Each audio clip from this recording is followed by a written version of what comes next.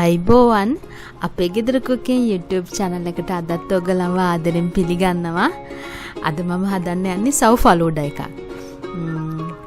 මේ දවස්වල ගෙදරට වෙලා ඉන්නේ හින්දා ඉක්මනින් පහසුවෙන් හදන්න පුළුවන් සව් ෆලූඩා එකක් තමයි හදන්න යන්නේ. එහෙනම් අපි බලමු අපේ සව් ෆලූඩා එක හදන්න මොනවද අපිට ඕනේ කරන්න කියලා. අපි සව් ෆලූඩා එක හදන්න ඕන කරනවා අපිට සව් මං ජෙලි අරන් තියෙනවා ಜಾති තුනකින්ම රෝස් සිරප් අපට ඕන වෙනවා ආයෙ ෆ්‍රෙෂ් මිල්ක් ඕන වෙනවා මේ ಜಾති ටික තමයි අපට ඕන කරන්නේ සව් ෆලූඩා එක හදන්න. එහෙනම් අපි බලමු අපේ සව් ෆලූඩා එක හදන්නේ කොහොමද කියලා.